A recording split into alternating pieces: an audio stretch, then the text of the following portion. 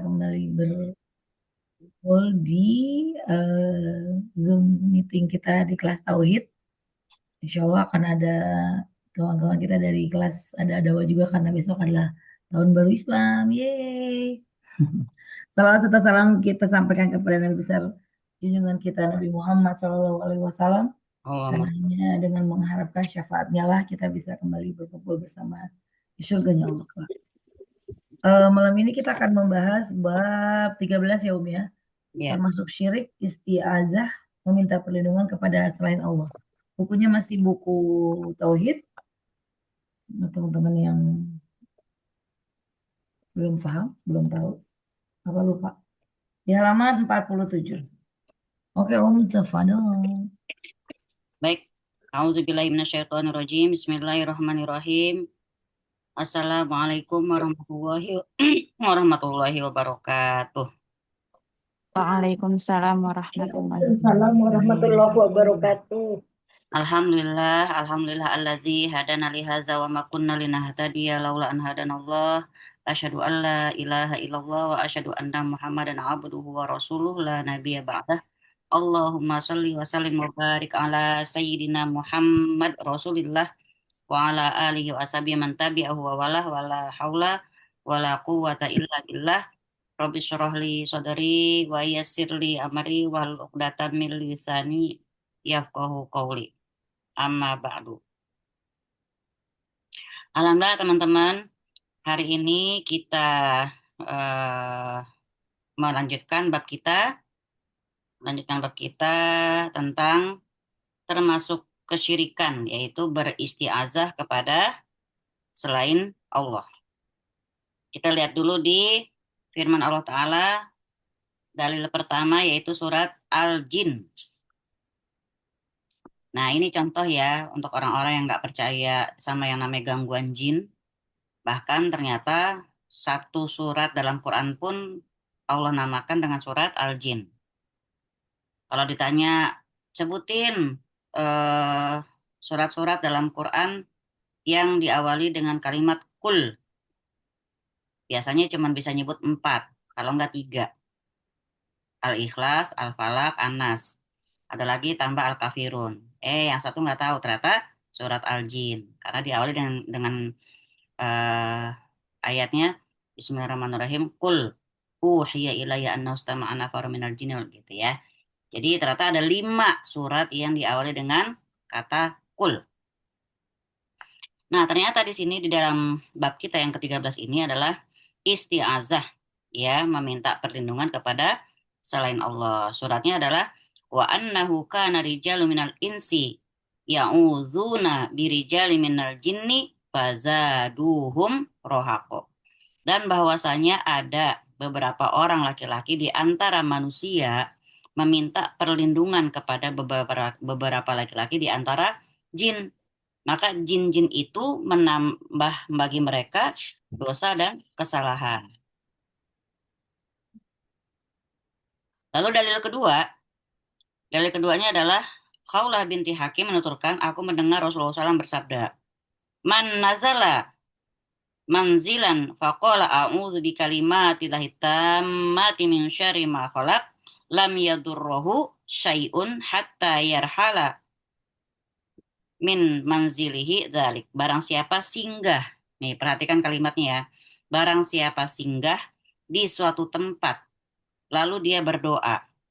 Ya, dengan doa tadi ya a'udzu bikalimatillahi tammati min syarri ma khalaq, yang artinya aku berlindung dengan kalimat Allah yang maha sempurna dari kejahatan segala makhluk yang dia ciptakan, maka tidak ada sesuatu pun yang akan membahayakan dirinya sampai dia beranjak dari tempatnya tersebut. Ini yang bilang Nabi. Ya, berarti harusnya sangat-sangat akurat untuk kita pegang, untuk kita hafal, dan untuk kita amalkan, dan kita yakini. Sampai beranjak dari tempat tersebut, apa? Ke mall, baca. Apalagi yang bawa anak kecil, kemanapun baca, sehingga di tempat manapun baca. Karena Nah, kalau saya sambungkan dengan kasus-kasus ruqyah yang sering saya hadapi, kadang-kadang yang kena sihir itu bukan semata-mata sihir dikirim langsung untuk dia, bukan, tapi dia nginjek sihir orang lain, gitu. Jadi ada orang nebarin sihir untuk entah untuk siapa, tapi kita nih mungkin pas lagi nggak ada perlindungan, kita nginjek, kenalah kita. Jadi itu bisa saja terjadi, gitu ya. Sekarang kita lihat dulu apa namanya tentang penjelasan istiazah tadi. Bismillahirrahmanirrahim. Ya, istiazah kita ada kita eh, kenal istilahnya istiazah, istighosah, isti'anah. Bener nggak? Kalau isti'anah, teman-teman akan temui di ayat ketujuh surat Al-Fatihah. 7. Oh, salah. Ayat kelima. Coba baca. Ayat. Kelima. Bismillahirrahmanirrahim. Dari Bismillah ya. Ar-Rahmanir-Rahim. Bismillahirrahmanirrahim. Alhamdulillahirrabbilalamin. Ar-Rahmanirrahim. Maliki yaumiddin. Kelimanya, iya Iya, karena karena na'budu dulu iya wa karena iyyaka nasta'in. Nah, nasta'in itu asal katanya isti'anah. Apa isti'anah? Isti'anah itu minta pertolongan eh yang dimaksud dengan kita benar-benar minta sesuatu pertolongan dari Allah supaya kita dikasih manfaat dan kita diselamatin dari yang mudorot gitu. Jadi benar-benar emang ada maksudnya isti'anah itu. Pokoknya ya Allah, kami itu minta pertolonganmu supaya dapat manfaat yang baik dan kita nggak dapetin mudorot. Isti'anah. Makanya di kalimatnya iyyaka na'budu, hanya kepadamu kami menyembah, wa iyyaka nasta'in, dan hanya padamu kami mohon pertolongan. Apa pertolongannya yang kita minta sama Allah? Pertolongan supaya kita dikasih sesuatu yang baik-baik, yang bermanfaat, dan kita sekaligus di situ kalimatnya adalah supaya kita diselamatin dari yang membahayakan, dari yang buruk, dari yang mudorot kayak gitu. Itu isti'anah. Kalau bahasa bahasa gaulnya kita adalah istianah itu kita kayak lagi sampai megang-megang, kayak kita lagi ngerajuk ke ibu kita gitu loh. Kayak anak kecil yang megang kaki emaknya, pokoknya pokoknya minta minta isti'anah. minta gitu. Itu istianah. Ya, ada istianah. Ada istilah istighosa. Apa istighosa? Itu sama minta hujan kan? Istighosa itu minta dibebaskan dari kesulitan. Istisqo Hmm. minta hujan Bu Winda. Masalah ya. Istighosa itu kalau kesulitan sudah merata satu negeri, kita benar-benar menderita, benar sulit, kita sholat bareng, minta istighosah namanya. Makanya pernah ya diadakan di negeri kita ya istighosah kubro gitu loh. Ya, minta apa kalau istighosah? Minta dibebaskan dari kesulitan, dari penderitaan, dari bahaya, dari musibah yang menimpa, yang sedang menimpa. Berarti present tense istighosah gitu ya. Misalnya kita satu keluarga nih berasa banget lagi sulit, istighosah sekeluarga berjamaah. Bisa, gitu ya. Nah, yang kita omongin sekarang apa? Isti'azah. Apakah isti'azah? Asal kata dari itu, ta'awuz, a'uzu, berlindung. Berarti apa isti'azah? Meminta perlindungan dan penjagaan pada Allah dari perkara yang tidak kita sukai. Berarti bukan cuma kita takutin, yang nggak kita sukain.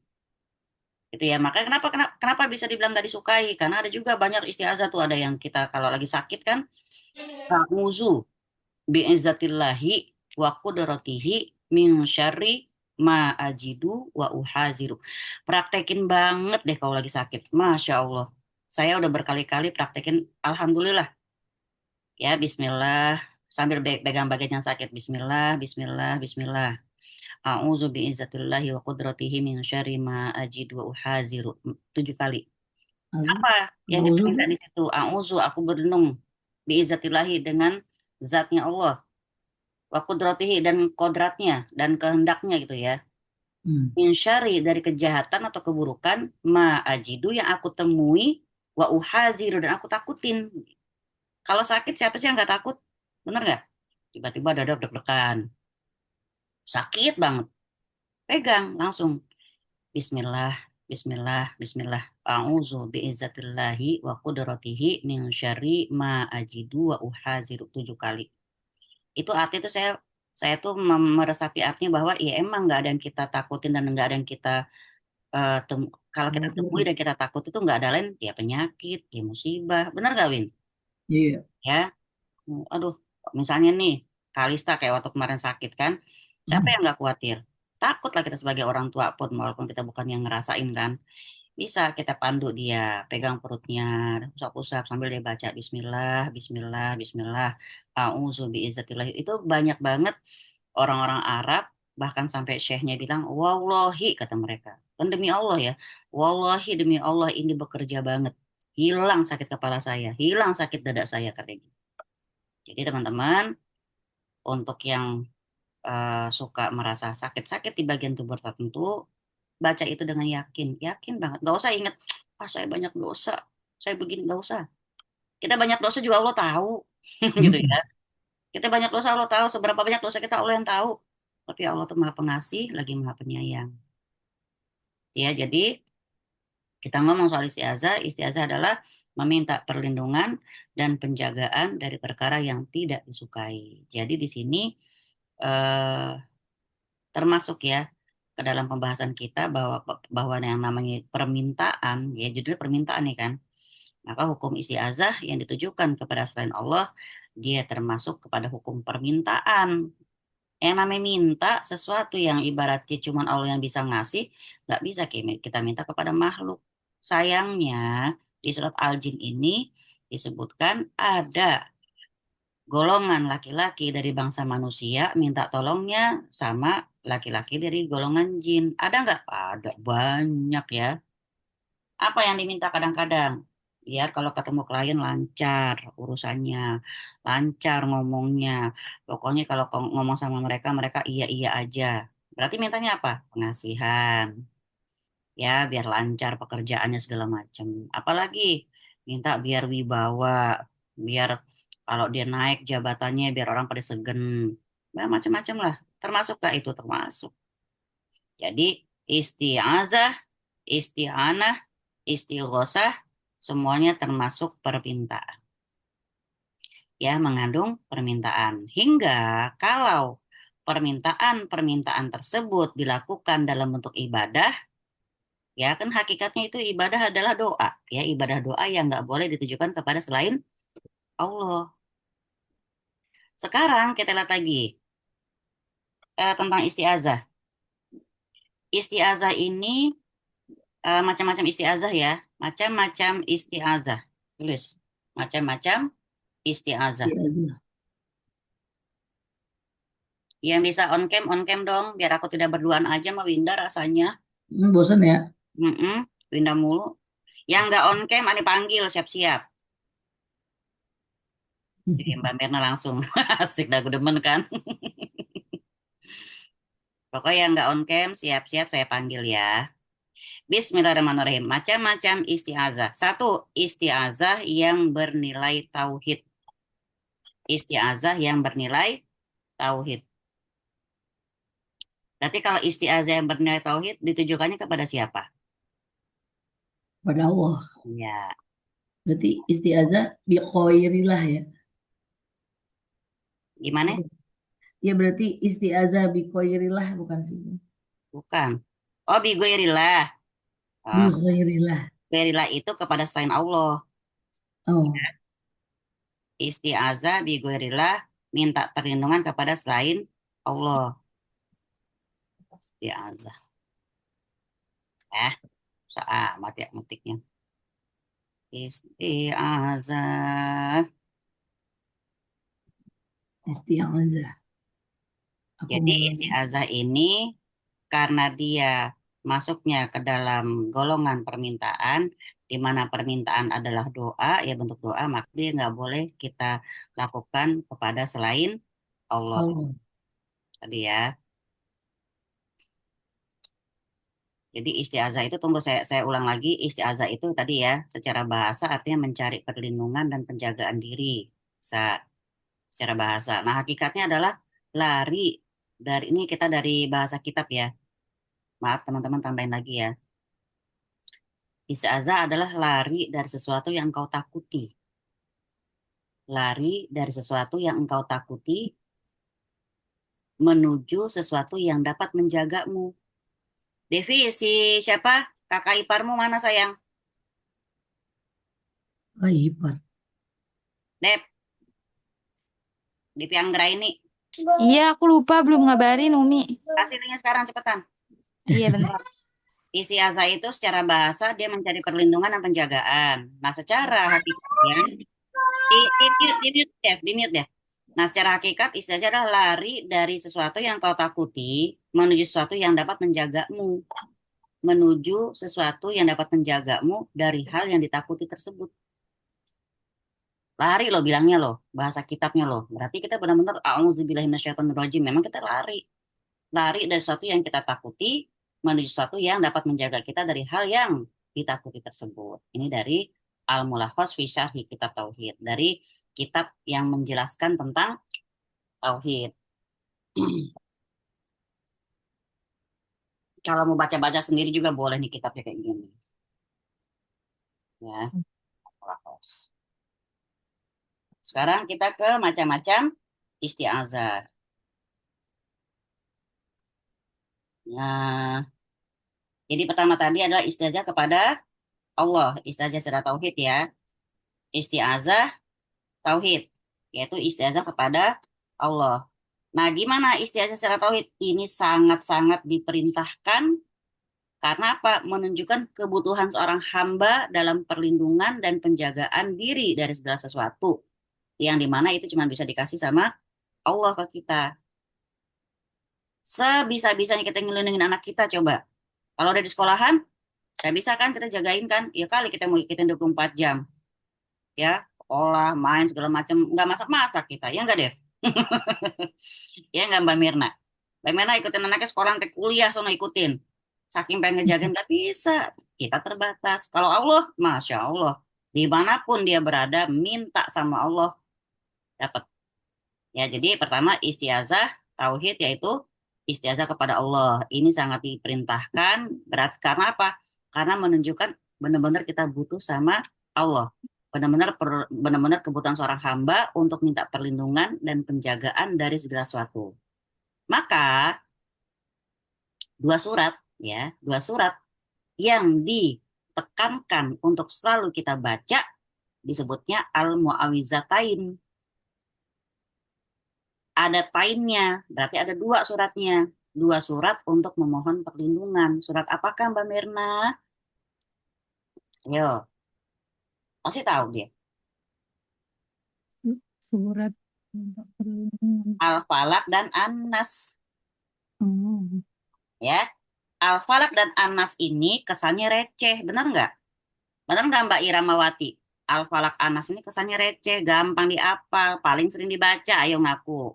Subuh ngantuk, Zohor repot, Asar masih di perjalanan, Maghrib capek, Isya ngantuk. Bacanya apa?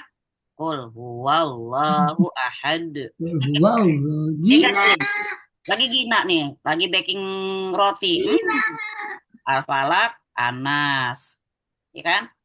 Tapi, Saya Bu, saya Ina atau Ina. nah, jauh dikit, Kayak anak gue. agak jauhan dikit Ina atau Ina tuh Mbak Mirna tuh. Ya, jadi yang namanya Anas Al-Falaq ini, sekarang saya kasih tahu ya bahwa segitu recehnya ternyata dua surat itu dahsyat khasiatnya, dahsyat banget. Kenapa? Itu Jibril langsung yang membawakan kepada Rasulullah SAW. Dua surat ini ya. Jadi di sini di surat An-Nas dan Al-Falaq ini dari Uqbah bin Amir radhiyallahu anhu, dia bilang dia menuturkan Rasulullah SAW memerintahkan aku untuk membaca Al-Mu'awizat. Kalau bilang Al-Mu'awizatain berarti dua, Al-Falaq An-Nas. Tapi kalau ngomong Al-Mu'awizat saja nggak pakai ain ya, Al-Mu'awizat berarti tiga, Al-Ikhlas, Al-Falaq, An-Nas. Nah, dari hadis ini yang dari Uqbah bin Amir ini dia bilangnya Al-Mu'awizat berarti Al-Ikhlas, Al-Falaq, An-Nas.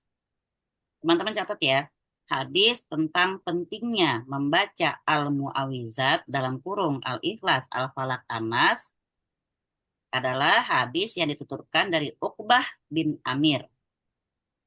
Adalah hadis yang dituturkan dari Uqbah bin Amir dari diriwayatkan oleh Abu Dawud. Siapa ini? Linda ya? Maaf, maaf, maaf. Nah, ini kata Rasulullah lagi nih.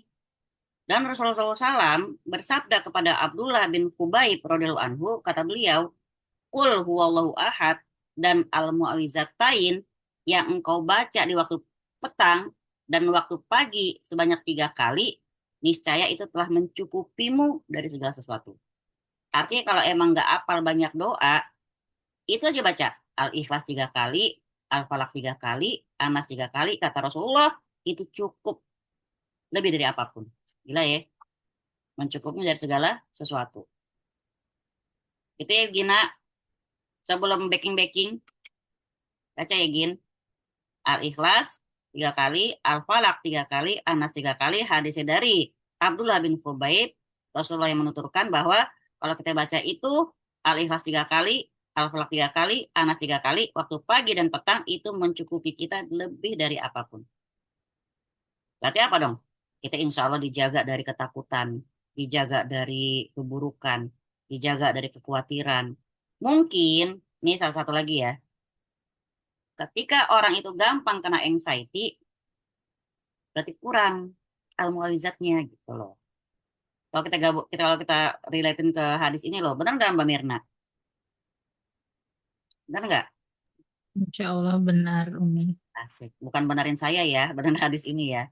Karena Nabi yang bilang kalau pakai itu 3 kali al-ikhlas, 3 kali al-falaq, 3 kali anas, maka itu mencukupi kita lebih dari segala sesuatu. Artinya, karena tadi definisinya istiazah tadi adalah lari dari sesuatu yang kita takuti menuju perlindungan dan penjagaan atas sesuatu yang kita takutin tersebut, termasuk anxiety tadi. Anxiety, kekhawatiran, kecemasan, subhanallah ya. Mungkin juga orang yang skizo, orang yang depresi, ya itu tadi mungkin kurang beristiazah. Saya kayaknya lagi mikir, saya dulu pernah kena anxiety juga, yaitu tadi lagi kurang zikir lagi petanya dulu. Gitu ya. Yang kedua, tadi istiazah tauhid ya, istiazah kepada Allah. Yang kedua, istiazah dengan salah satu sifat dari sifat-sifat Allah. Gitu ya. Pertama tadi langsung istiazah kepada Allah, yang kalimatnya adalah a'udzu bikalimat tamat min syarri ma khalaq. Nah, sekarang kedua istiazah dengan salah satu sifat dari sifat-sifat Allah. Ini dalilnya di hadis Khawlah bin Hakim ini, binti Hakim. Kalau yang pertama dalilnya tadi ya tentang keutamaan al-mu'awizat. Yang kedua dalilnya pakai di buku kita. Halaman 47 ini. Barang siapa sehingga di suatu tempat lalu berdoa, a'udzu bikalimat tamat min syarri ma khalaq. Itu dalilnya. Artinya kita beristiazah dengan salah satu sifat dari sifat-sifat Allah seperti kalamnya, keagungannya, kemuliaannya, dan seterusnya. Nah, ini apa hukumnya? Sama seperti di atas. Sangat dianjurkan. Apa dalilnya ini? Ya, dalilnya di buku kita. Di Khawlah binti Hakim menuturkan, aku mendengar Rasulullah SAW bersabda, barang siapa singgah di suatu tempat, lalu berdoa, aku berlindung dengan kalimat kalam Allah yang maha sempurna dari kejahatan segala makhluk yang dia ciptakan. Ini dalilnya ya. Dalil poin kedua, isti'azah dengan salah satu sifat dari sifat-sifat Allah. Yang ketiga nih, yang ketiga. Hai Mbak Prita. Assalamualaikum. Waalaikumsalam warahmatullahi wabarakatuh. Hai Mbak Iis, Karawaci. Cilodong Mbak Iis ya. Karawaci mulu nih mikirnya. Yang ketiga, isti'azah dengan orang mati. Isti'azah dengan orang mati atau dengan orang yang masih hidup tapi dia nggak hadir. Ya, isti'azah dengan orang yang sudah mati atau dengan orang yang masih hidup tapi dia tidak hadir. Udah nggak hadir, dia pun nggak sanggup memberikan perlindungan. Aku berlindung kepada Winda, nggak mungkin. Di mana tahu, saya di mana tahu. Aku berlindung kepada Mbak Mirna. Gak bisa gitu ya. Dalil di mana? Surat Al-Jin ayat 6. Ini dalilnya. Isti'azah dengan orang yang sudah mati atau dengan orang yang hidup tapi dia tidak hadir dan tidak bisa memberikan perlindungan tadi. Maka hukumnya apa kira-kira, Mbak Mir? Haram. Ya, syirik ya hukumnya. Syirik. Ini syirik. Jadi dosa besar. Kita dikasih surat Al-Jin. Itu tadi contoh. Banyak banget contoh saat ini kan. Banyak gak kira-kira orang yang minta perlindungan sama bangsa jin? Banyak. Dan sayangnya, kasihannya itu akan turun ke anak cucunya. Ya, akan turun kepada anak keturunannya. Yang berbuat itu, leluhurnya, anak cucu ketimpa efeknya. 4 poin eh, yang kemungkinan akan kita temui pada orang-orang yang punya indikasi jin nasab, jin keturunan adalah satu, susah nikah. Susah nikah Hmm. itu entah dia mau, orang yang nggak mau, orang yang mau, dia nggak mau, sama-sama mau, ada aja kendalanya. Tiba-tiba nggak jadi, tiba-tiba nggak jadi, itu satu. Kedua, kalaupun orang itu anak temennya pada bisa nikah, biasanya ada yang di antara mereka susah punya anak. Susah punya anak. Bisa nikah, bisa punya anak. Apa yang ketiga? Maaf ya, rumah tangganya susah. Entah susah karena ekonomi, entah susah karena eh, kekerasan masing-masing, berantem terus, panas segala macam seperti itu. Itu ya yang ketiga, berat rumah tangganya. Yang keempat apa? Penyakit menahun. Penyakit yang bisa membuat orang itu selalu bolak-balik ke dokter. Contoh, maaf banget, penyakit diabetes misalnya. Bukan berarti orang yang diabetes semua itu jin keturunan, bukan. Tapi saya menemui kasus-kasus jin keturunan, biasa penyakitnya itu diabetes biasanya. Kan diabetes kan gitu kan ya. Obat terus menerus gitu kan, rutin obatnya, rutin ke dokternya seperti itu. 4 tadi ya, anak keturunan ada yang susah nikah atau susah punya anak atau rumah tangganya berat, susah atau yang keempat penyakit menahun. Itu kalau dia minta sama makhluk ya, manusia minta sama jin. Walaupun judulnya maaf maaf banget kadang maaf ya ini kadang bahasa-bahasa ustadz-ustadz kiai-kiai eh punten banget yang bilang diijazahkan bacaannya bla bla bla bla. Saya pernah tuh diskusi sama anak saya yang di Mesir, dia lagi curhat, lagi dekat sama beberapa teman-teman yang pemahamannya beda-beda gitu kan. Nah, ada salah satu temannya baik banget kata dia. Tapi amalannya itu ada di antaranya itu amalannya bacanya bilangnya syahadat Banten. Nah, saya bingung kan, apaan tuh syahadat Banten? Saya bilang gitu kan. Ya itu syahadat ala Banten, pokoknya ada syahadat tapi ditambahin gitu. Lalu saya bilang gini, eh kebanyakan banyaknya ada beberapa amalan yang benar gitu. Dia bilang ditanya sama saya, itu gimana mak? Saya tanya tanya dia punya kewajiban nggak untuk selalu membaca poin-poin tersebut? Saya bilang 5 poin kalau nggak salah. Iya, dia berani nggak ninggalin? Nggak berani. Kenapa dia lebih berani ninggalin amalan-amalan yang sunnah, yang memang jelas gitu ya? Berani lo ninggalin misalnya kayak nggak zikir pagi petang tapi bacanya itu. Tapi nggak berani ninggalin itu. Berarti yang diturutin siapa? Nggak ada isyarat Banten kan. Nah itulah. Kadang yang kelihatannya amalan, kelihatannya benar-benar emang ada muatan syariat segala macam. Kalau salah, itu juga manggil jin sebenarnya. Gitu ya, itu juga memanggil jin. Kenapa bisa manggil jin? Karena ada yang nggak benar di situ. Kok bilangnya syahadat Banten? Syahadat nih kita semua loh punya umat Muslim kan. Karena ada Hmm. syahadat Banten. Kalau yang saya tahu, saya pernah dulu dengar tuh waktu saya tinggal di Lombok, ada namanya syahadat Bali. Tapi itu ilmu pelet. Itu ilmu Hmm. pelet. Sekarang kita baca, besoknya tuh orang ngesot-ngesot minta dinikahin. Iya, iya, aku pernah dengar tuh Hmm. kayak gitu yang Tapi Lombok. orang orang Lombok itu ilmu begituannya kuat. Dan Tapi macam-macam. emang Jangan se-worth sama ini saya. tuh, Salah. Kenapa, Win? Kok ser- sehebat itu, maksudnya semanjur itu emang. Kembali lagi pada orangnya, kalau saya bilang sih. Jadi makanya kalau Hmm. kita nggak jaga dengan eh, apa namanya tadi penjagaan kan, zikir, doa-doa Hmm. penjagaan, terus apa namanya nggak sembarangan terima makanan, juga nggak sembarangan bersikap sama orang gitu kan. Ya insya Allah sebenarnya kan kembali kepada kita di Quran Allah berfirman kalau kamu mendapatkan kebaikan itu semata karena rahmatku. Tapi kalau kamu dapat keburukan itu karena ulah tanganmu sendiri. Di sini kita lihat umpama bisa kena sihir, bisa kena pelet, pasti ada sebab dari kita juga. Kita tanpa sadar membuka celah untuk jin sihir itu masuk. Lewat apa? Lewat kelakuan kita mungkin. Kalau ngomong gak ngejaga, nggak pakai filter, asal ngomong aja jeplak, gak bodo amat atau mau sakit hati apa enggak gitu. Bisa. Atau apalagi baperan, atau apalagi emosian gitu. Jadi kita sendiri membuka celah. Makanya kata iblis di surat Al-Hijr ayat 40, kata iblis apa? Aku akan goda semua anak cucu Adam sampai hari kiamat. Aku akan halangi mereka dari jalan yang lurus. Aku akan gelincirkan mereka, kata iblis.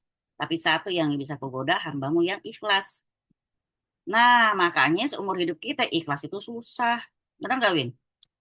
Sebenarnya yang bikin susah siapa? Setan. Nih coba, Mbak Mirna. Kesel misal sama orang. Kayak Ya, mulu, kayak mulu. iya nggak apa-apa. Kebetulan kelihatan mukanya. Depan saya banget. Kata dia besok gue off cam nih. Winda, Boleh. bisa ketemu lagi besok soalnya Mbak Mirna. Bosan saya sama Iya. Winda. Selasa Di ketemu. besok libur libur Nah, besok lupa. mana kita tahu kan, siapa tahu ditato ke Mandar gitu kan. Udah deh, nggak main mana. Gina deh, Gina. Nggak apa-apa, nggak apa-apa. Memang ikhlas itu Kamu susah ya mendistract aja Allah. Mbak Mirna. Memang ikhlas itu susah ya Allah. Ya Benar Allah, saja. pas banget ya. Contohnya lagi kesal sama orang nih. Contoh kesal sama orang. Sebenarnya kan kalau kita nggak maafin, yang rugi kita. Kalau kita pikir secara logika loh ya. Kita nggak maafin, orang nggak tahu. Beda kota misalnya. Kita nggak maafin kita yang gitu kan. Orangnya lagi jalan-jalan ke pantai, lagi healing. Ngaruh ya. Nah, yang bikin kita nggak bisa ikhlasin apa? Isi hati kita bilang gini, ngapain lo maafin? Ih, enak banget ya maafin. Gengsi tahu tahu apa di mana harga diri lo kan gitu. Siapa yang bisik? Setan. Min syaril was-wasil. Oh. Kenapa dia selalu bisikin? Pokoknya dia disuruh sama rajanya, sama moyangnya si iblis. Buat apa? Buat bikin kita nggak usah ikhlas. Kenapa? Kalau kita nggak ikhlas, gampang kita digangguin. Hmm. Dan dukun nih, dukun Ria Puspitasari, mantan dukun, dia juga bilang, saya pernah nyuruh jin saya, jin sihir ya, ke korban saya lah pokoknya. Balik-balik jin gue patah loh kakinya, kata dia. Babak belur, kakinya patah. Kenapa? Kata si jin saya gini, orang itu hatinya bersih banget. Dia maafin mulu orang-orang yang nyakitin dia. Jadi dia, nah itu tadi. Dan ada hadisnya, Gin. Ada hadisnya setan-setan ceritanya kayak ngeliat temannya tuh kayak lagi babak belur dideketin. Loh, kamu kenapa? Kamu kenapa? Kata si setan itu. Tahu nggak kata setan yang babak belur tadi? Aku masuk ke orang itu hatinya bersih banget, tuh kata dia.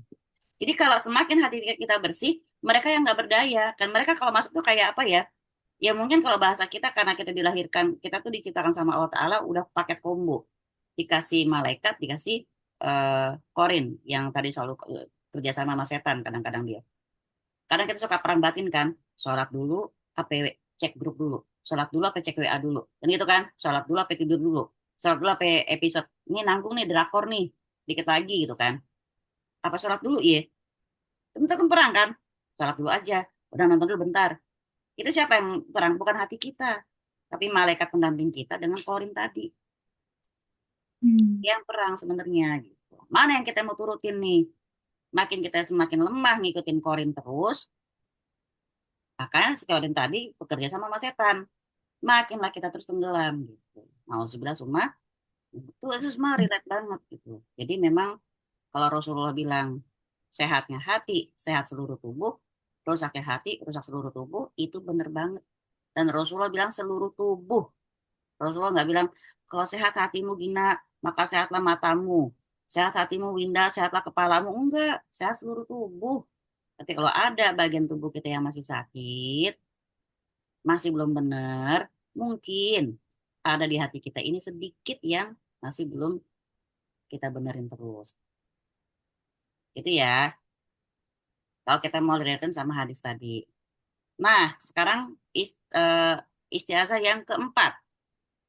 Kalau tadi kan istiazah yang ketiga, istiazah dengan orang yang udah mati, atau orang yang masih hidup, tapi orang yang nggak ada. Dan dia nggak bisa juga ngasih perlindungan. Maka itu syirik juga. Masuknya ke syirik dan dalilnya surat Al-Jin ayat 6. Yang keempat, istiazah dengan makhluk entah dia manusia ataupun tempat. Ya, yang keempat, istiazah kepada makhluk, ya istiazah kepada makhluk, baik manusia ataupun tempat yang memungkinkan untuk berlindung kepadanya. Istiazah dengan makhluk, baik dia manusia ataupun tempat yang memungkinkan berlindung dengannya. Bagaimanakah hukumnya, Mbak Winda? Masih di, Syirik. masih di mute, Win? Oh, iya. Aneh. Hukumnya berarti apa ya? Syirik. Bukan apa? Mau ngomong subhat, bukan ya? Hukumnya boleh. Hukumnya boleh. Emang kalau kita dikejar sama orang jahat, kita datang ke kantor polisi nggak boleh? Oh. Pak, ada begal gigitin saya. Kita kan minta sama manusia yang dia memang bisa ngasih. Ya, istiazah dengan makhluk, baik dia manusia ataupun tempat yang memungkinkan berlindung dengannya. Hukumnya Belum masuk syirik gitu ya? belum, kan kita sesuai kapasitas dia. Hukumnya boleh. Dalilnya apa? Dalil dari hadis ya. Dalil dari hadis.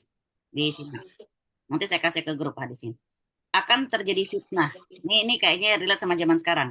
Akan terjadi fitnah di mana orang yang duduk lebih baik daripada orang yang berdiri. Satu ya, orang yang duduk lebih baik dari orang yang berdiri. Dan orang yang berdiri lebih baik daripada orang yang berjalan. Orang yang berjalan lebih baik daripada orang yang berlari. Orang yang mendekatinya akan binasa. Barang siapa mendapatkan tempat untuk berlindung darinya, hendaklah dia berlindung. Siapa? Ketika datang Dajjal. Ya, fitnah akhir zaman.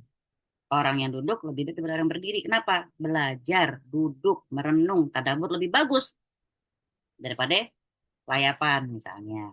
Tapi kalau orang yang berdiri emang dibuat agama lebih baik lagi daripada orang yang berjalan. Tapi kalau jalannya memang untuk tujuan agama lebih baik lagi daripada orang yang berlari, gitu ya. Nah, siapapun yang mendekatinya akan binasa. Dajjal ini sebenarnya. Barang siapa yang mendapatkan tempat untuk berlindung darinya, hendaklah dia berlindung. Maka ada hadisnya disebutin, kalau kamu dengar, kalau kamu sudah dengar Dajjal datang ke kotamu, belum sampai ke rumah kita loh ya, ke kotamu, segera tarik anak-anak dan apa wanita-wanita kamu, tarik untuk masuk ke dalam rumah, kunci pintu rapat-rapat. Kalau dia nggak mau, ikat bila perlu. Tuh sampai begitu loh. Kenapa anak-anak dan perempuan? Karena dua jenis ini yang paling mudah tertipu oleh fitnahnya Dajjal. Anak-anak dan perempuan.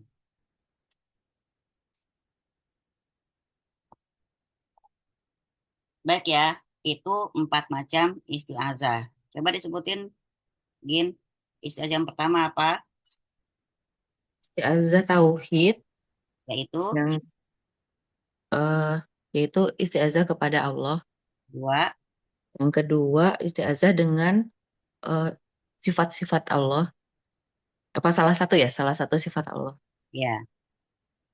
Terus yang ketiga, isti'azah kepada orang yang sudah mati atau yang masih hidup tapi eh, tidak bisa memberikan perlindungan. Orangnya nggak hadir. Oh Dan, ya, orangnya dan tidak hadir dan tidak bisa memberikan perlindungan.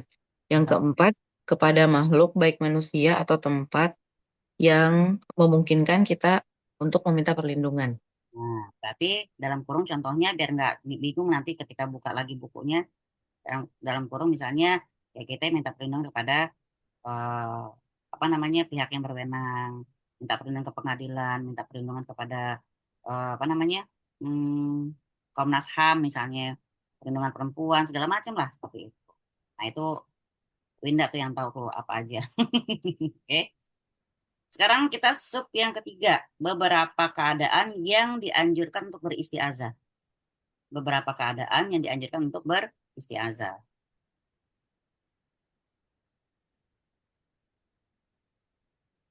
Beberapa keadaan di mana kita dianjurkan untuk beristiazah.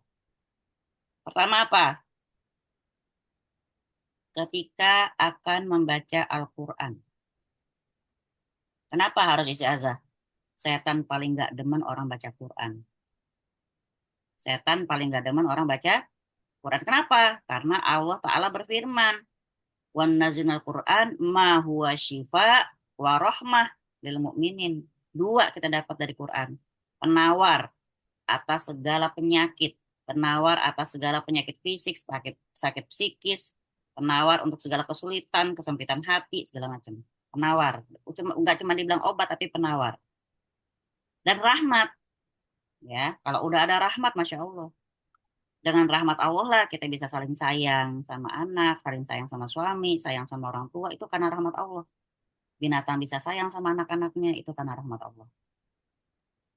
Maka di sini poin pertama, kondisi kita butuh beristiazah adalah ketika membaca Quran. Dalil surat An-Nahl ayat 98.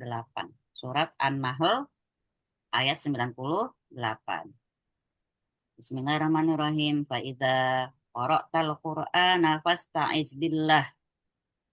Ya, fasta'iz billahi minasyaitonir rajim. Kalau kamu baca Quran, hendaklah kamu meminta perlindungan pada Allah dari syaitan yang terkutuk. Dulu waktu saya zamannya kecil ya, zaman SD, Auzubillahi minasyaitonirrajim, aku berlindung pada Allah dari godaan setan yang terkutuk. Pikiran kita terkutuknya apa? Cuma sekedar sholatnya biar nggak khusyuk, ya, biar malas sholat atau malas ngaji gitu doang. Tapi setelah saya ngerasanya namanya anxiety, disitulah benar-benar terkutuk setan itu. Ya, benar-benar setan itu terkutuk. Benar gak, Gin? Kalau udah resah, gelisah, pengen kita hilangin tuh nggak bisa semudah itu. Ya kan? Tanya ada orang yang pernah kena anxiety. Dia pengen ngilangin, tapi nggak bisa. Astagfirullahaladzim, ya Allah, jangan kepikiran. Apalagi kalau udah kena depresi, udah, nauzubillah. Apalagi kita memang ada pemicunya, ada kesalahan pasangan kita, kesalahan arah, apapun lah. Pengen maafin, hati nurani pasti namanya manusia itu, kalau di surat Al-Insan, manusia itu, tafsirnya itu, dia tuh manusia tuh senang sama kebaikan sebenarnya. Siapa yang bikin dia nggak baik? Setan. Gitu ya. Pengen maafin susah banget rasanya. Pengen nggak ngerasain curiga, pengen nggak ngerasain yang nggak enak, susah. Pengen nggak sedih lagi, susah. Sakit banget, emang sakit. Kalau nggak sakit, dari mana kita dapat pahala memaafkan? Kalau kita memaafkan karena emang nggak terlalu sakit, gampang. Makin sakit, makin dalam rasa sakitnya, makin kita berusaha untuk memaafkan, di situ pahala. Insya Allah ya, apalagi kepada pasangan kita. Bagaimanapun juga manusia itu memang nggak sempurna. Gak usah manusia akhir zaman. Nah, zaman nabi-nabi kita, Nabi Yunus dihukum sama Allah karena ngambek, ninggalin umatnya, gitu kan? Kemudian Nabi Adam dihukum juga sama Allah. Udah dibilangin jangan deketin buah, jelas di Quran tuh, jangan apa gini, makan dan minumlah kalian di sini apapun silakan, tapi jangan deketin satu itu saja. Dikerjain, gitu ya. Manusia memang begitu, berarti kepo dari dulu. Makin dilarang makin penasaran. Gitu ya, jadi nggak ada yang sempurna. Nggak ada yang sempurna, cuma Nabi kita sallallahu alaihi wasallam, alhamdulillah Allah selamatin dia dari setan, dari korinnya sendiri. Kalau ngomongin korin, korin kalau ada yang nanya tentang korin, korin itu eh, yang memang udah ngedamping kita sejak kita lahir. Tapi kalau ngomong korin itu baik atau tidak, kalau lihat dari hadisnya berarti korin itu tidak baik. Dia itu menyentuh sisi manusianya kita, menyentuh sisi manusianya kita yang sedih, yang ntar ingat lagi, yang udah berusaha lupain, ntar keinget lagi, dendam lagi, gitu. Ntar nangis lagi, ntar marah lagi. Itu dia sisi manusianya kita, yang malas, yang lalai, yang pengen julid, pengen ngegibah tuh, itu korin. Ya, nah ini malaikat di sini, gitu. Jadi kadang-kadang karena manusia kita, ini si korin ini emang mendampingi terus kalau ngomong soal besti, sebesti-bestinya kita punya besti, lebih besti lagi korin sama si setan ini, gitu ya. Itulah makanya benar-benar kita harus selalu minta perlindungan kepada Allah dari godaan setan yang terkutuk. An-Nahl ayat 98. Pertama. Kedua, ketika ngapain lagi, Win? Butuh istiazah. Dua, sebelum membaca surat Al-Fatihah dalam sholat. Masih dalam aktivitas sholat ya, berarti. Ya, jadi kan ada teman-teman yang kalau saya bilang coba baca Al-Fatihah, jarang yang mulai pakai ta'awuz, saya heran deh. Iya, Bismillah, gue bingung. langsung gitu ya. Ya, Mm-mm. padahal kalau baca Al-Fatihah, Pak dari ta'awuz dulu, Oh bahkan iya. ditambahin lagi. sama ulama. A'udzubillahi minasyaitonirrajim min hamzihi wa nafthihi wa nafthihi. Dari tiupannya, dari godaannya, dari hembusannya kayak gitu. Ntar insya Allah kalau kamu teman-teman mau saya kasih ke grup. Maka di sini Hmm. ini ada nih. Maka tadi sebelum baca Al-Fatihah dalam sholat. Hadisnya dari Abu Salamah radhiyallahu anhu, dia menurunkan apabila Nabi SAW bangun untuk sholat malam, beliau membaca Allahumma inni a'udzu bika minasyaitonir rajim min hamzihi wa nafthihi wa nafthihi. Ya Allah, aku berlindung kepadamu dari setan yang terkutuk, dari kegilaannya, kesombongannya, dan syair tercela yang dia bisikan. Apa syair tercela? Ya, kata-kata yang nggak cocok buat ketika kita sholat. Lagi sholat, ingatnya lagu. Lagi sholat, ingatnya ucapan-ucapan. Iya, tadi sore tuh si Ono ngomong begitu. Kenapa dia ngomong kayak gitu ya? Nah, kan kepikiran kan. Hal-hal yang tadi nggak diingat, keingat semua ketika sholat. Benar nggak? Mbak Mena nyari kacamatanya nggak ketemu nih. Begitu dia lagi sholat, Allahu Akbar. Oh iya kan di laci gue naruh nih, laci yang di dapur. Rasanya kayak pengen batal tuh, pengen ngambil saat itu juga. Ya kan, Gina juga tuh, Allahu Akbar. Oh iya ada pesanan roti dari si Winda. Sorry ya, kita pesan kopi. Nah, kopi, oh kopi. Ikat kopi hari Rabu ya Gina. Gina datang ya Gina. Jadi Oh dia. ini hadis juga ada dalam kitab sifat sholat Nabi Sallallahu Alaihi Wasallam. Jadi kalau teman-teman pengen goalnya apa nih malam tahun baru ya, malam tahun baru kita. Kalau orang bikin resolusi Januari, kita bikin malam ini. Apa goalnya teman-teman? Apa resolusinya? Niatin aja perbaikin sholat udah. Nah, perbaikan sholat berarti kan mulai dari perbaikin wudhu kita. Selama ini bener nggak sih gerakanku? Bener nggak sih nih airnya sampai sini ilal marofik gitu kan? Dari jari-jari sampai ke siku. Udah bener wudhu kita insya Allah cek sholat kita. Sholatnya para sahabat Nabi SAW seperti sebatang pohon yang kokoh, nggak bergerak. Pernah nggak lihat anak-anak muda kita nih? Anak saya juga pernah sholat nih. Oh, Yang oh gue kayak manjot-jotan. Pernah ya juga. Dari agak belakang gue jorogin sekalian kalau gue. hanya kan kita ngeliat juga jadi Apa sih gitu ya? sholat itu harus kenapa dibilang iqomah sholat wa iqomah sholat dan tegakkan sholat karena sholat harus tegak. Ya tegak. Aku juga bilangnya gitu. Tegakkan Iya. sholat. Bukan doyong, doyong, doyong. Maka ketika orang ada yang sholatnya sambil duduk pun tetap syarat utamanya takbiratul ihram harus diri dulu. Takbiratul ihram harus diri dulu. Siapin kursi di belakang, diri dulu. Kenapa? Syaratnya takbiratul ihram adalah berdiri tegak. Allahu Akbar. Baca tuh Al-Fatihah sama satu surat pendek. Ruku juga ruku. Begitu mau sujud baru duduk. Baru kita lakukan gerakan seperti sujud. Nah, rakaat kedua, ketiga, keempat tetap sambil duduk. Gitu ya. Kalau kita nggak belajar tafsir surat, nggak tahu ini. Nah, duduk dari awal. Orang kalau nggak ngerti gitu kan. Maka kalau sholat di kendaraan pun, kalau kendaraannya misalnya bikin kita goyang-goyang, itu baru boleh sambil duduk. Tapi itu cuma sholat untuk menghormati waktu saja. Kalau ketika turun dari kendaraan masih ada waktunya untuk sholat, harus diulang. Itu ya, tetap sholat itu harus menghadap kiblat dan berdiri tegak. Makanya selalu kalau teman-teman lihat ayat-ayat tentang sholat, pasti wa iqomah sholat dan tegakkan sholat. Bukan dan kerjakan sholat, bukan dan tegakkan sholat. Yang Biarin atau ketiga, setengah jam lagi. ngomong mas apa sih? Oh, Siapa sih? enggak apa-apa. Itu si Emir nanya. Yang ketiga, kapan lagi saat kita berisi azah? Ketika sedang marah. Ketika sedang marah. Ini hadis dari Sulaiman bin Surat radhiyallahu anhu, dia menuturkan. Kata Suraim gini, Sulaiman bin Surat. Aku pernah duduk bersama Nabi Sallallahu Alaihi Wasallam. Lagi duduk nih sama Nabi. Tiba-tiba di dekat mereka ada dua orang saling memaki, berantem, saling maki. Yang satu orang udah sampai memerah wajahnya, urat-uratnya kelihatan. Berarti marah banget ya.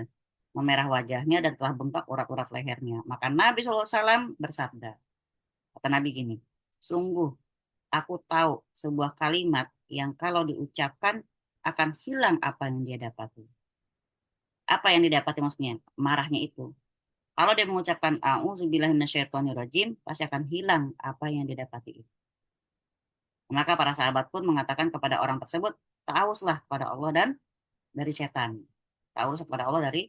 Jadi kalau kita emang ngerasa marah itu tadi bukan istighfar ya, berarti ta'awuz. A'udzubillahi minasyaitonirrajim. A'udzubillahi gitu loh. Ya, bila kau apalin min hamzihi wa nafthihi wa nafsihi. Masya Allah ya. Sebenarnya kalau kita berarti kita cermati, kita tuh selalu ada solusi dalam agama kita. Saat marah, saat sedih, kesel, cemas, khawatir, ada. Saat sedih apa?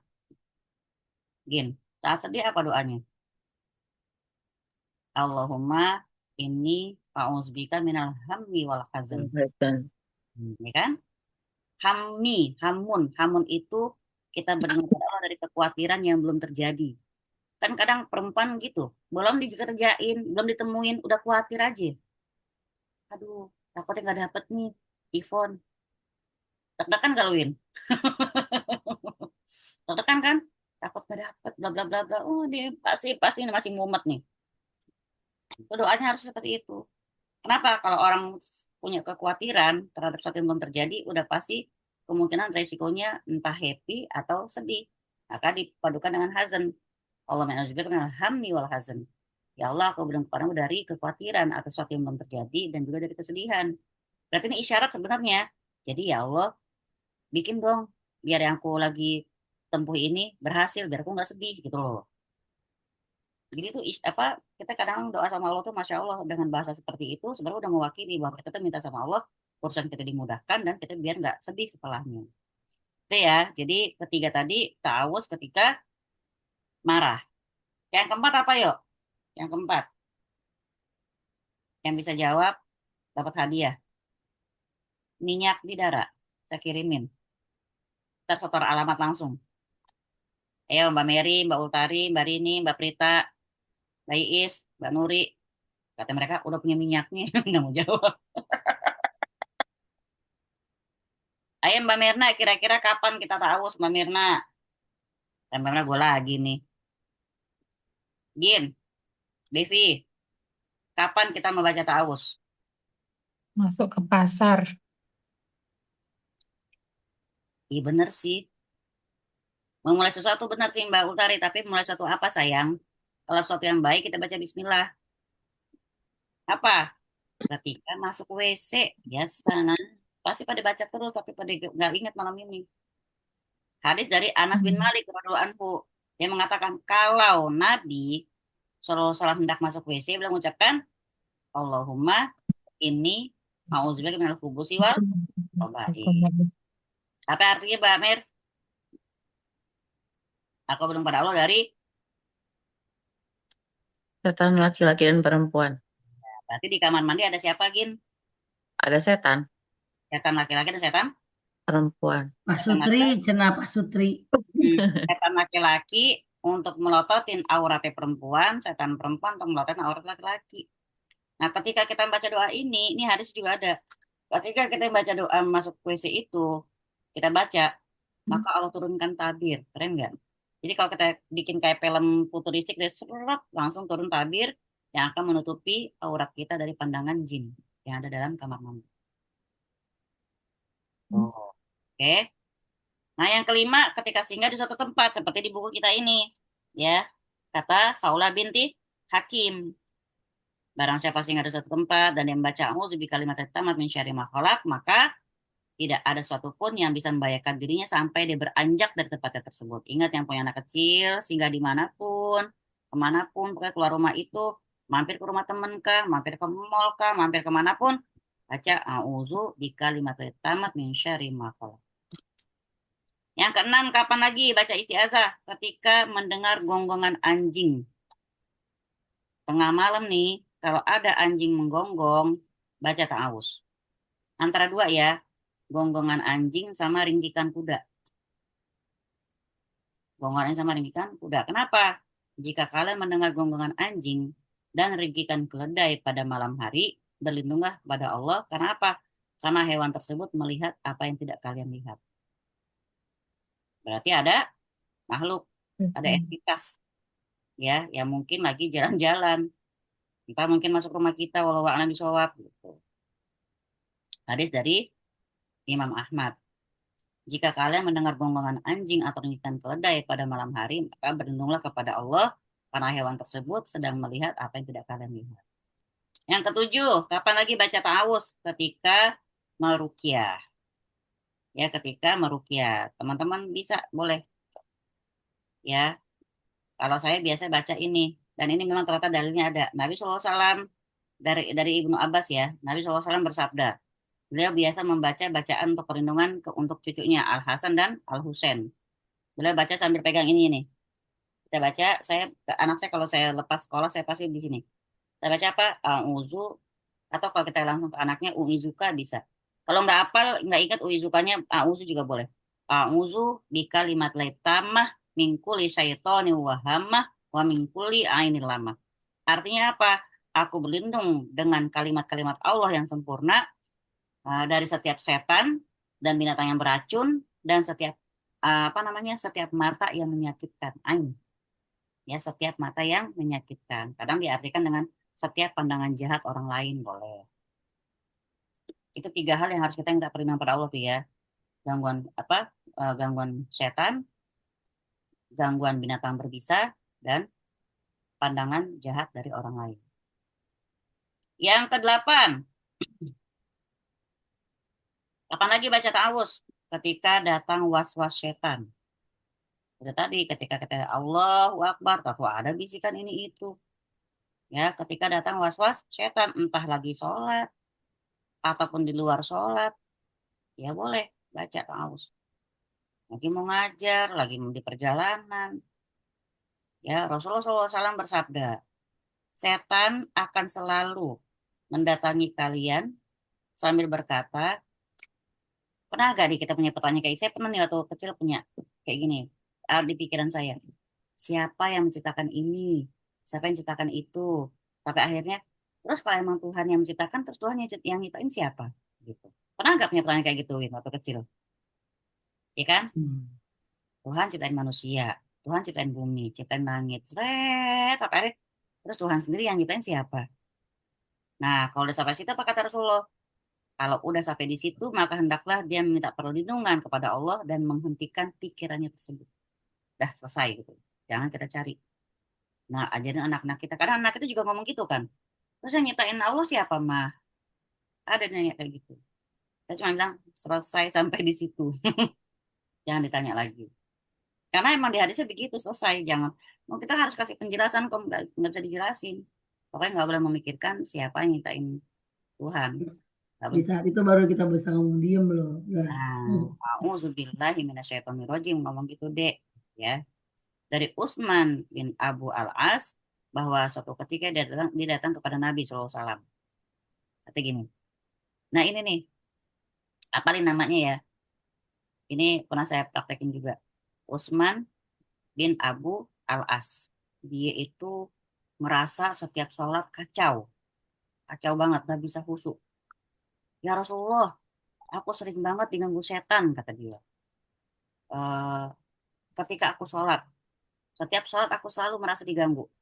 Sehingga bacaanku jadi kacau, kata dia. Pernah nggak teman-teman merasa lagi sholat nih, justru lagi niat pengen khusyuk? Saya pernah ngalamin.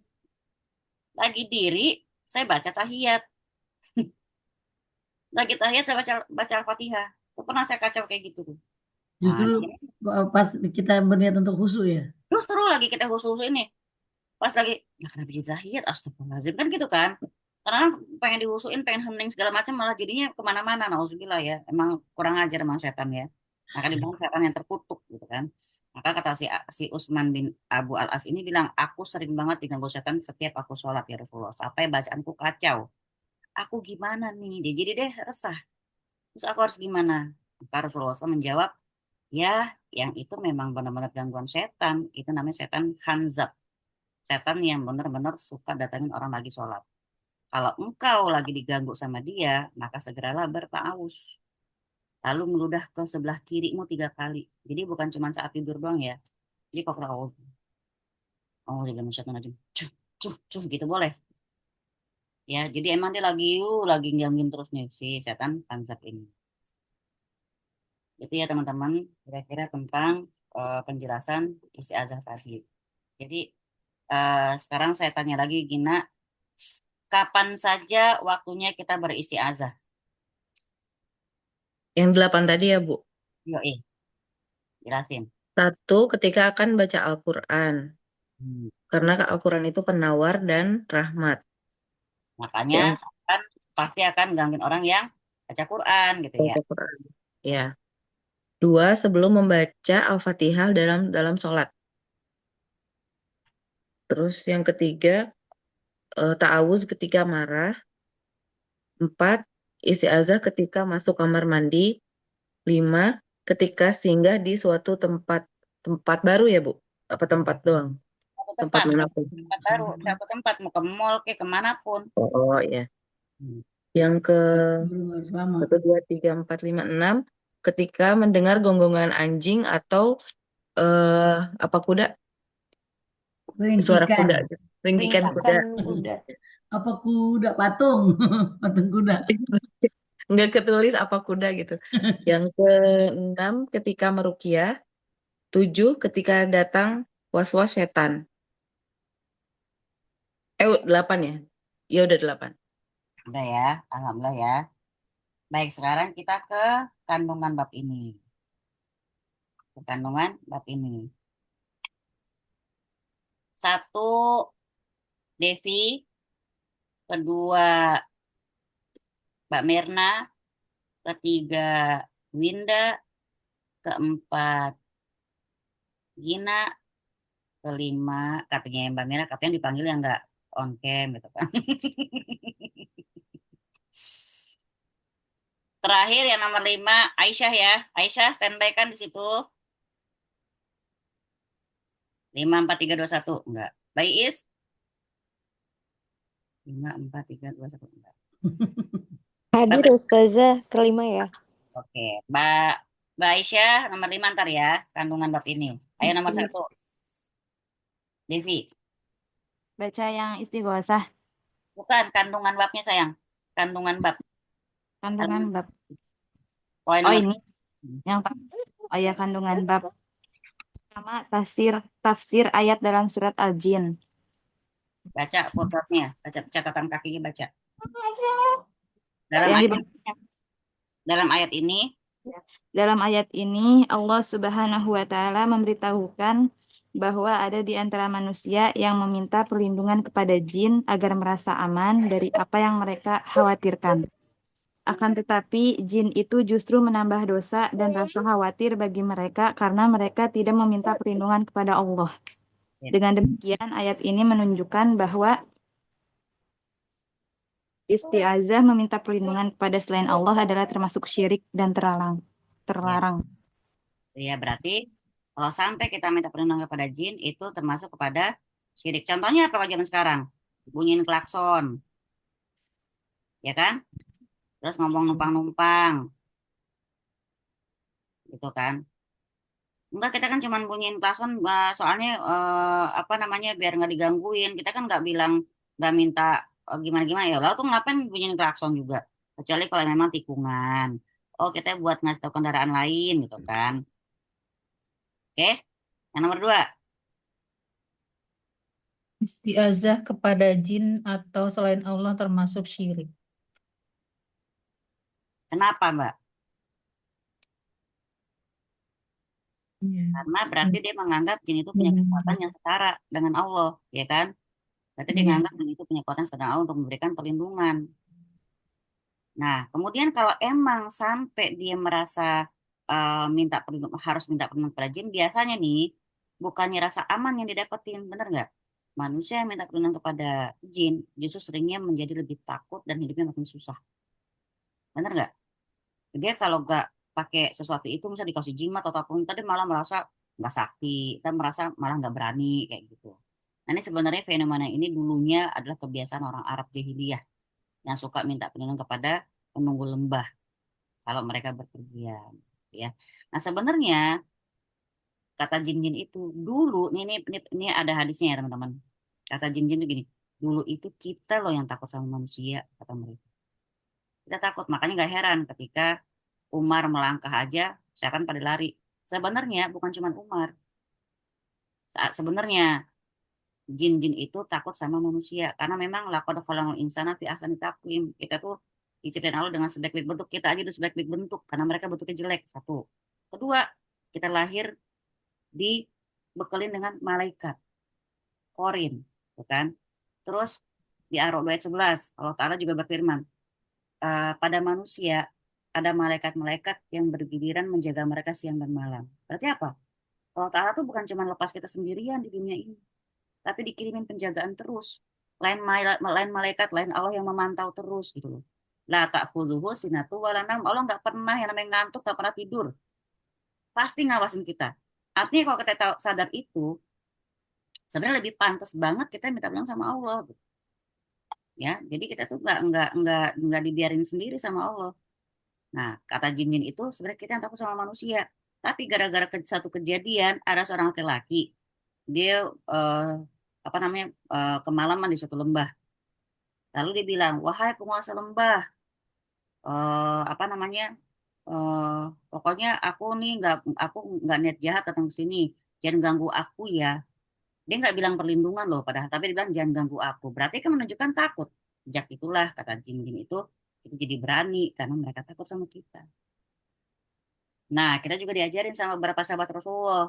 Abu Hurairah terutama juga pernah bilang, kalau kamu ketemu sampai ketemu pun penampakan misalnya ya, atau mungkin cuma suara di satu tempat, kita tahu nih arahnya dari mana.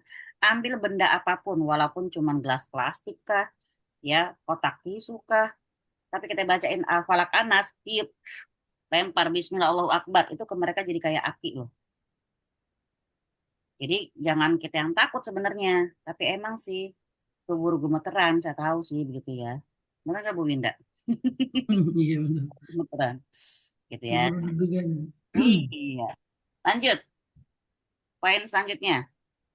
Hadis tersebut di atas, sebagaimana disimpulkan oleh para ulama, merupakan dalil bahwa kalam Allah bukan makhluk makhluk ciptaan karena disyariatkan agar istiazah dengannya. Soalnya andaikan ia makhluk, niscaya dilarang karena istiazah dengan suatu makhluk adalah syirik.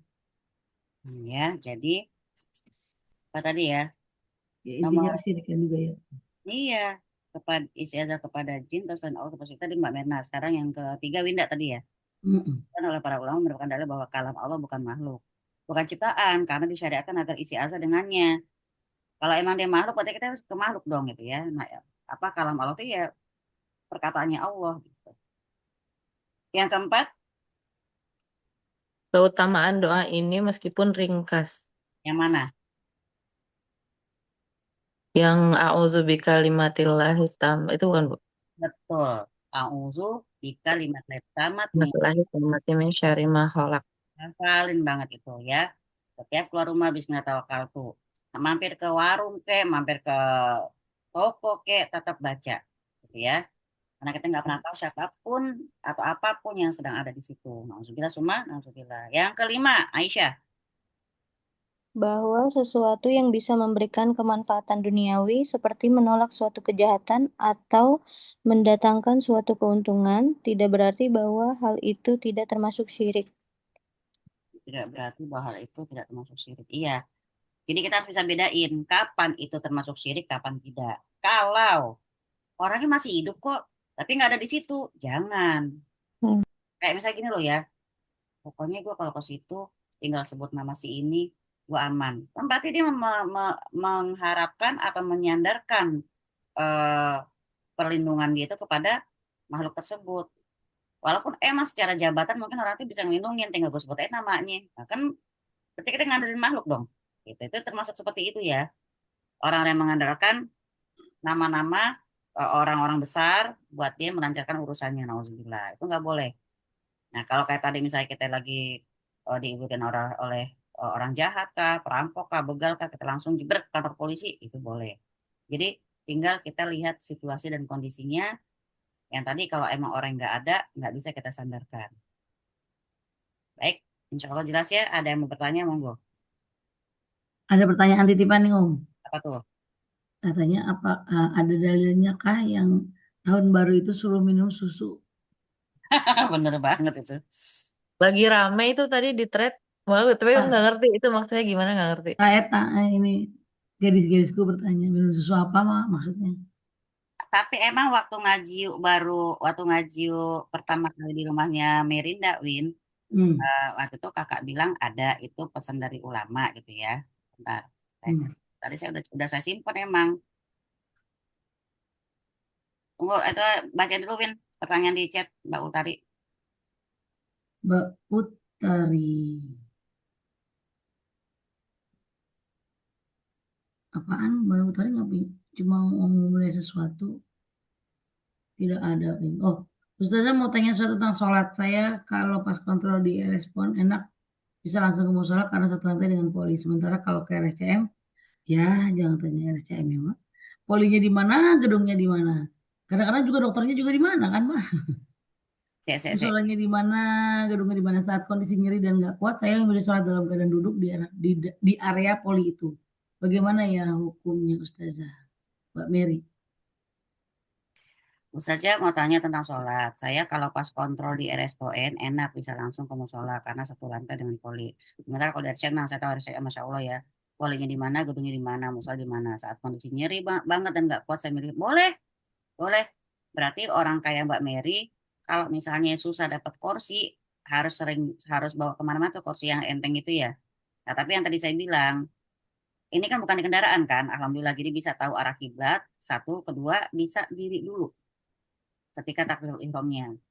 Ya, yang penting takbiratul ihram harus berdiri. Tapi kalau nggak kuat banget nggak apa-apa, mulai duduk aja. Ya, yang penting tegakin duduknya. Jadi bukan duduk nyandar ya, duduk tegak. Ya kalau emang nggak kuat banget diri ya karena memang kakinya bengkak dan nyeri mungkin duduk aja.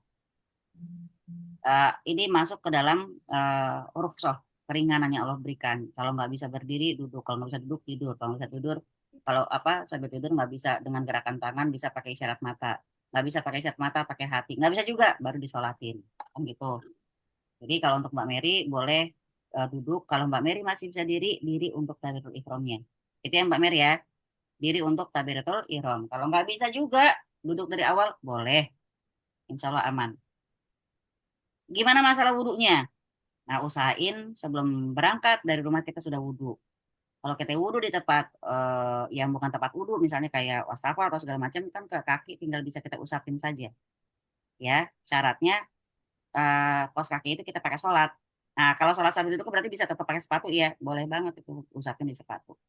Nah, pertanyaan titipan dari Mbak Winda tadi, insya Allah Mbak Mary jelas ya sayang ya. Nah, kalau Pak Iyaki, pertanyaan titipan dari Mbak Winda, ada nggak dalilnya minum susu pas Muharram? Itu dalil secara Quran dan Sunnah tidak ada. Cuma anjuran para ulama. Ya, anjuran para ulama. Namanya tafaul. Tafaul itu artinya mengambil manfaat dari kebaikan susu. Ya sekarang, eh saya tanya nih sama yang menitip-nitip pertanyaan tadi. Ya, eh minum susu kan nggak harus Muharram ya. Tapi kenapa ya minum susu? Katanya kan 4 sehat 5 sempurna gitu kan. Ya itu tadi, ngambil manfaat dari susu tersebut. Mengharapkan manfaat, mengambil baiknya, ya harapannya dengan meminum susu yang berwarna putih itu pada awal tahun baru, kehidupan di tahun baru ini akan lebih baik, lebih bersih, lebih suci. Katanya begitu, kata ulama. Nah, Imam Syafi'i rahimahullah bilang, pernah ngomong gini beliau, apapun yang datang dariku, perkataan ya, boleh ditolak, boleh diterima. Cuman satu yang gak boleh kamu tolak, perkataan Nabi. Berarti kalau saya bilang minum susu itu tidak ada dalil Quran dan sunnahnya, cuma memang ulama ada yang menganjurkannya, silahkan. Mau dijalani, monggo. Nggak dijalanin, nggak apa-apa. Oh, oke. Aneh diajakin minum susu waktu itu pas ingat banget mulai ngaji awal tuh bulan Muharram. Gitu. Boleh-boleh saja selama niatnya buat kebaikan, jaga kesehatan, terus misalnya menjamu tamu. Tahun baru nih, arti kita lagi bahasanya menghidangkan yang baik-baik lah, melakukan yang baik-baik ketika memulai tahun. Bukan dikhususkan waktu untuk mari kita minum susu gitu enggak? Awal tahun enggak juga. Sebenarnya gini kalau ngomong soal kayak kita berharap nih tahun ini kita awali dengan apa seputih susu ini.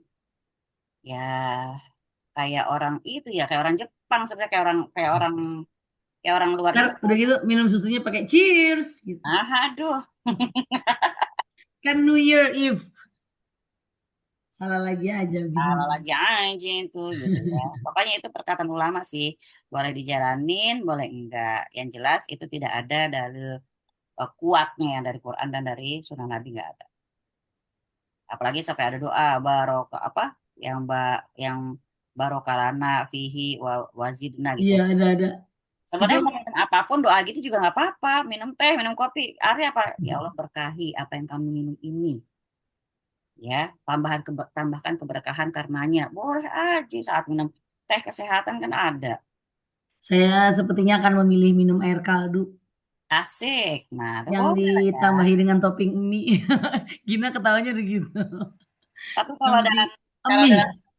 tunggu, kalau dalam Tibun Nabawi, ya kalau dalam Tibun Nabawi itu memang dibilang minumlah oleh kalian susu sapi. Karena susunya adalah obat, lemaknya adalah penyembuh, dan dagingnya adalah penyakit. Hah? Gimana? Hmm? Nih, kalau dalam Gitu. Ibnu Nabawi ya hadisnya ya dari At-Tirmizi, minumlah oleh kalian susu sapi. Susunya itu obat, lemaknya penyembuh, dagingnya penyakit. Maksudnya gini, kalau pengen makan daging sapi, jangan tolak lemaknya gitu.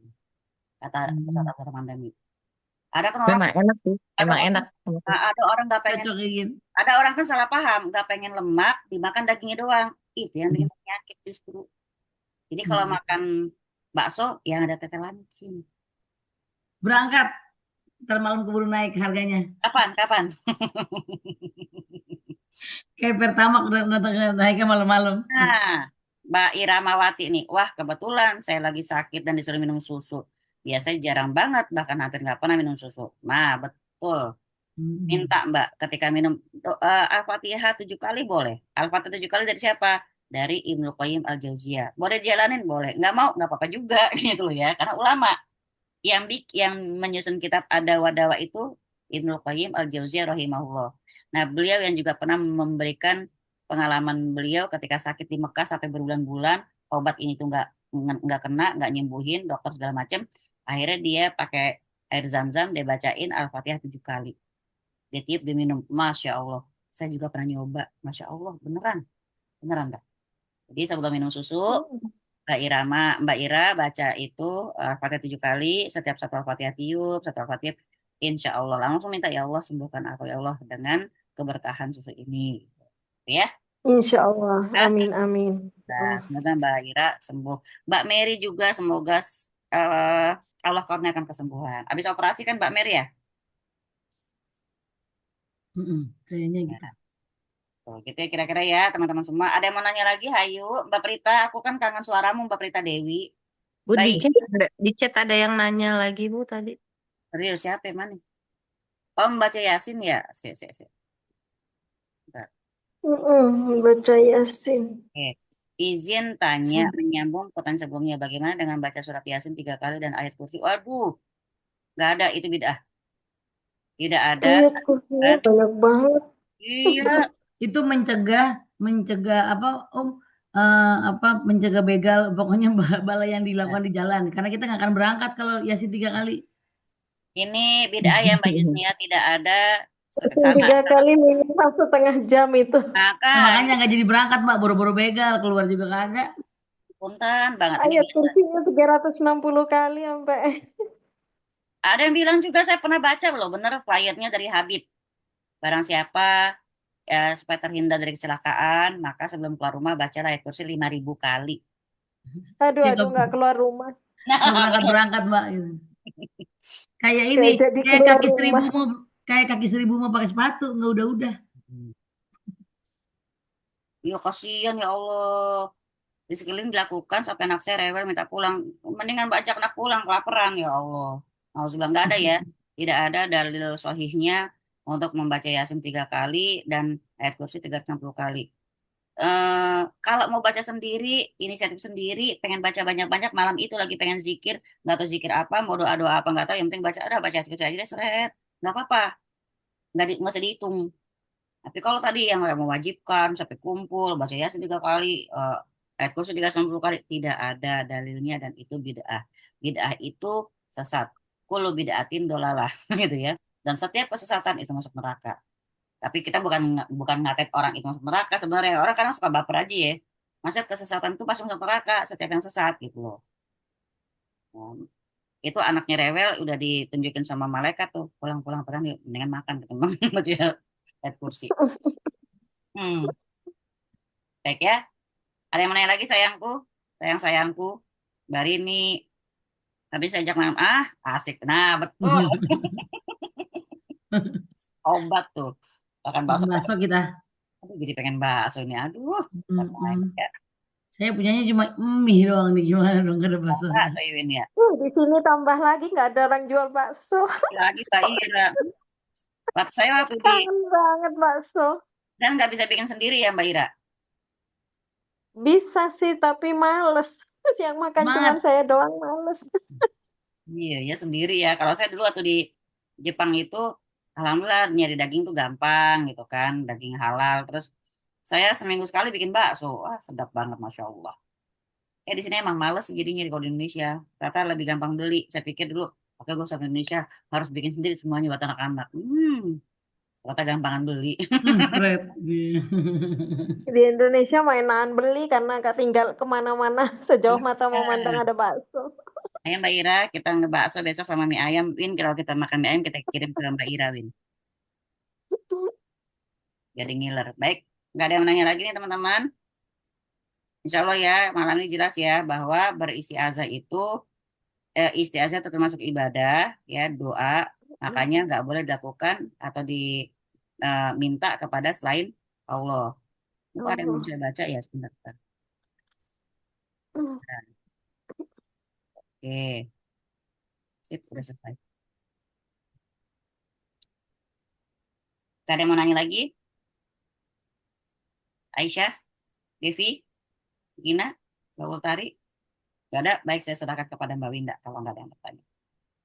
Baik, sebelumnya saya mau mengucapkan selamat tahun baru Hijriah. Malam ini semoga malam ini bisa menjadi momentum yang baik buat kita semua. Walaupun apapun bentuk simbolisasinya, minum susu atau minum apapun ya.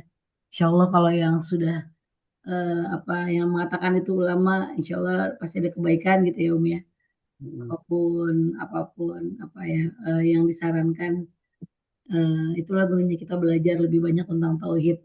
Jadi kita bisa memilih mana yang sesuai koridor, mana yang tidak sesuai. Ya karena kesyirikan itu seperti layaknya semut hitam di atas batu hitam dalam kegelapan malam. Aduh, mantap banget.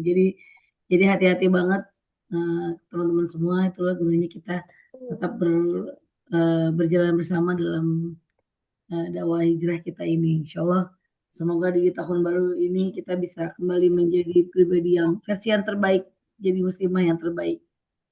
Versi yang terbaik masing-masing dari kita.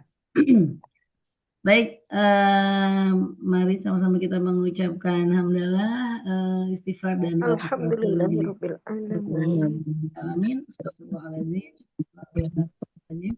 Subhanakallahumma wa bihamdik, asyhadu an la ilaha illa anta, astaghfiruka